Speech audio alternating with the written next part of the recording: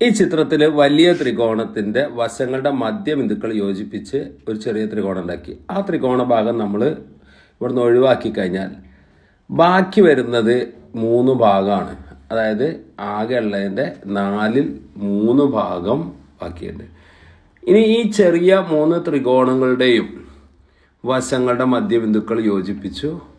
ഇതുപോലെ മറ്റ് 3 ത്രികോണങ്ങൾ കൂടെ ഉണ്ടാക്കി. ഈ ത്രികോണങ്ങൾ കൂടെ ഒഴിവാക്കി കഴിഞ്ഞാൽ ബാക്കി വരുന്ന ഭാഗം നമുക്കൊന്ന് ശ്രദ്ധിച്ച് നോക്കാം. ഈ 3 ഒഴിവാക്കി കഴിഞ്ഞാൽ ബാക്കി വരുന്ന ഭാഗം നോക്കും. ഇപ്പം നമ്മൾ ഇതിനെ ടോട്ടൽ നോക്കുകയാണെങ്കിൽ നമുക്ക് 16 ഭാഗങ്ങൾ കാണാൻ പറ്റും. ഈ 16ൽ റെഡ് കളറായിട്ട്, അതായത് ബാക്കി വരുന്നത് 9 ഭാഗങ്ങളാണ്. ഇതുപോലെ നമുക്ക് അടുത്ത സ്റ്റെപ്പും കൂടെ നോക്കാം.